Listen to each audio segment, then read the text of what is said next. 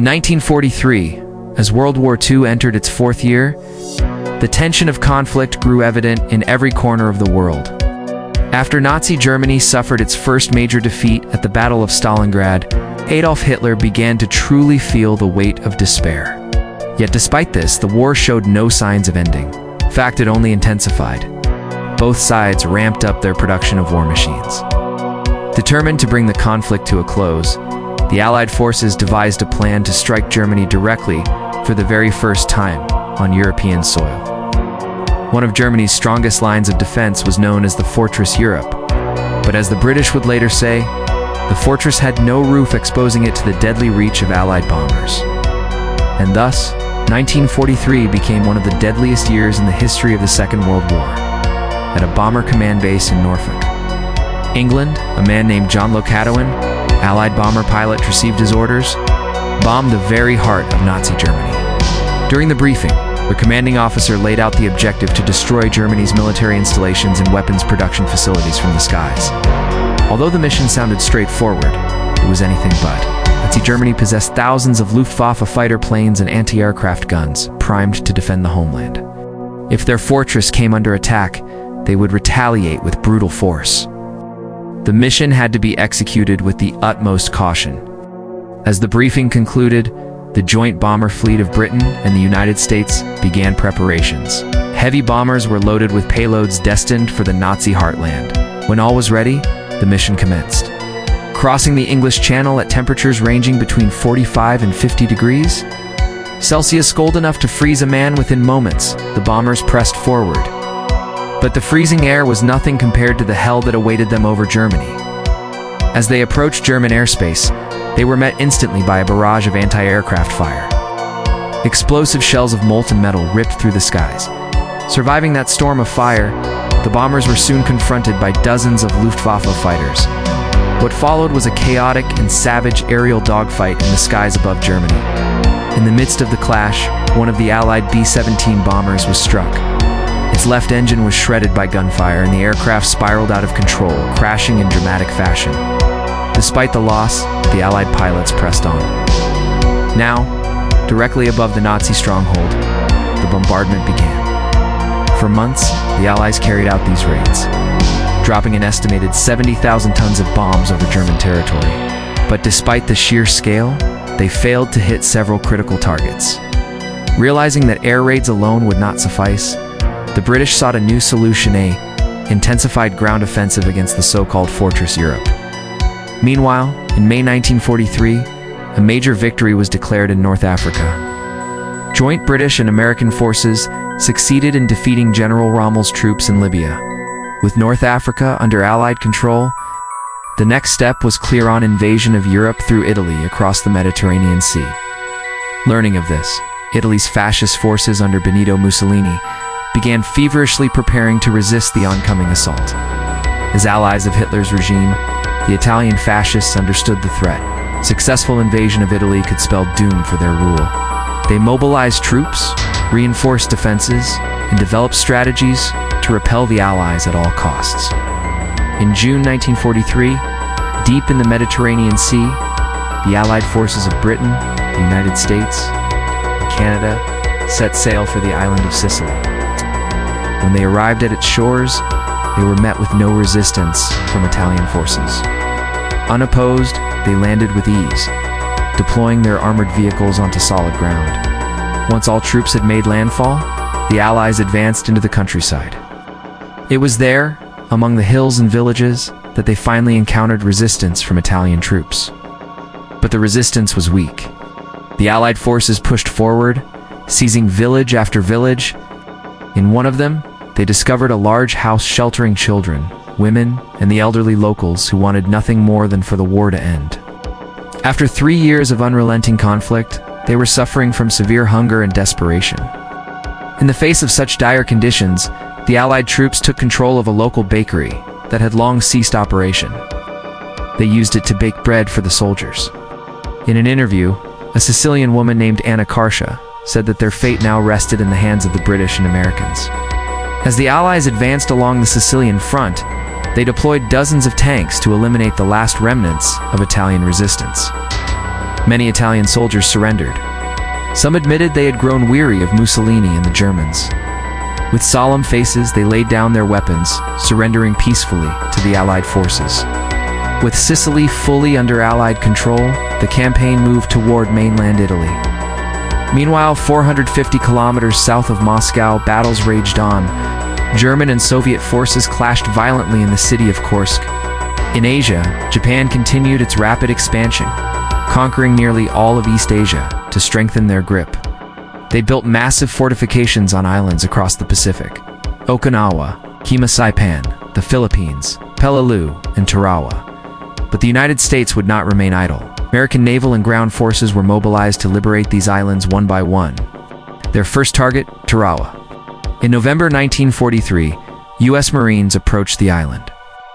Among them was a 17-year-old soldier named Joy, hailing from California. As they neared Tarawa, Allied aircraft bombarded the island, hoping to weaken the Japanese defenses before the landings.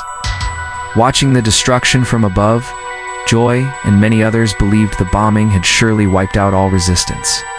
But they were wrong. Nearly 5,000 Japanese troops had survived the assault and they were ready. The battle that followed was savage and unavoidable. Many American soldiers were killed instantly, bullets striking their necks and heads. Amid the chaos, Joy and his comrades began to lose hope. They were overwhelmed by the fearlessness of Japanese troops who seemed unafraid to die. Yet despite the carnage, the U.S. Marines triumphed. The Battle of Tarawa was won, but at a heavy cost.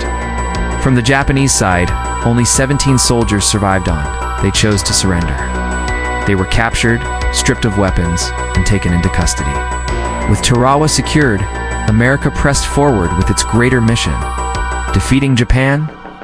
But to reach the Japanese mainland, they first had to take every island held by the Imperial Army.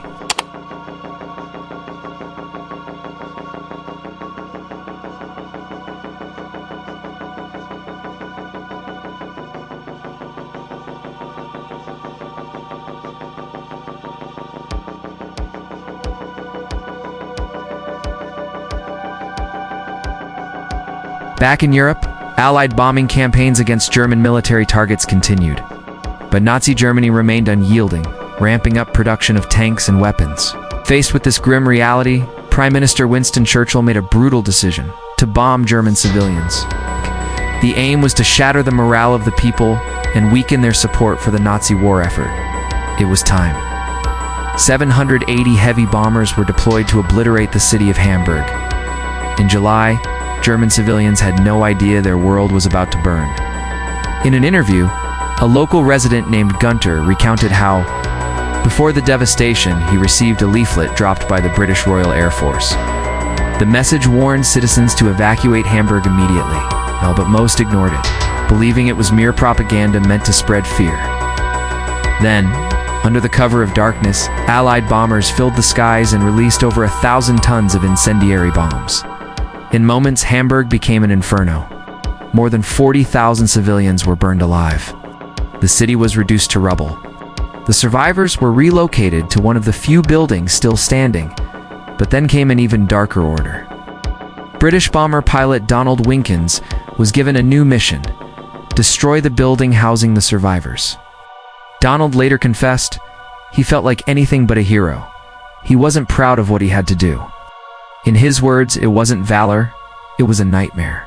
The next day, the mission was carried out. Bombs rained down on the makeshift shelter. Donald could only obey, stunned and heartbroken by the horror of what war demanded. The massive bombings across Germany were meant to force surrender, but instead they stirred defiance. Young men like Gunter began enlisting, driven by anger to defend their homeland. Meanwhile, with Sicily secured, the Allies set their sights on Rome. Mussolini had promised that enemy bombs would never fall on the Eternal City. He was wrong. The Allies dropped 1,000 tons of bombs on Rome. The ancient city was shattered. The Italian people had had enough. The fascist regime, corrupt and oppressive, began to collapse. Eventually, Mussolini was overthrown by his own people. Upon hearing the news, Hitler ordered a daring operation to rescue Mussolini, but it was too late. The tide had turned. Much of the Italian military and population had turned against the Nazis. Even so, a handful of Italian forces still resisted. Nazi defensive lines now stretched from the southern capital northward, cutting through the critical town of Cassino. If the Allies could take Cassino, the road to Rome would be open. In early 1944, German forces in Italy took the high ground near Monte Cassino. The Allies, stuck in the lowlands, found themselves at a severe disadvantage. Their position was vulnerable, so they called in air support ordering waves of bombers to strike the German lines around the ancient abbey. The bombardment killed many German troops, but others dug in and fought back. The battle became a brutal standoff. The Germans held the upper hand, pinning down the Allied forces along the slopes. Desperate to break through, the Allies planned to bomb a massive structure atop the hill, believing it to be a German stronghold. That building was the Monte Cassino Abbey, a sacred religious site and cultural monument. International law strictly forbids the destruction of cultural heritage. President Roosevelt himself forbade attacks on Monte Cassino, stressing its religious importance. But flawed intelligence changed everything. Convinced the abbey was harboring enemy troops, the order was reversed. Monte Cassino was to be bombed. The ancient monastery was reduced to ash, and yet the intelligence was tragically wrong. Not a single German soldier had taken refuge inside. The only people hiding there were civilians, seeking shelter from the horrors of war. The battle raged for 4 long months before the Allies finally broke through and reached the Italian capital Rome. With Fortress Europe exposed, the Allies in England prepared for their boldest operation yet. It would change the course of history forever. Its name, D-Day. Armies from across the Allied nations had been gathered for the largest military invasion in history. Thousands of ships, thousands of aircraft. Millions of eyes around the world watched as the fate of Europe hung in the balance. The soldiers were told, "The eyes of the world are upon you. The hopes and prayers of freedom-loving people everywhere march with you. Nothing less than full victory." The year was 1944. Great battles lay ahead. The Allies would not stop until they marched into the heart of Germany. At dawn, paratroopers rained from the skies behind enemy lines. While 4,000 ships began landing troops on the beaches of Normandy, Hitler's walls were crumbling. This was the beginning of the end. The world watched as the Allied forces took the offensive, bringing with them the hope of freedom and the promise of peace.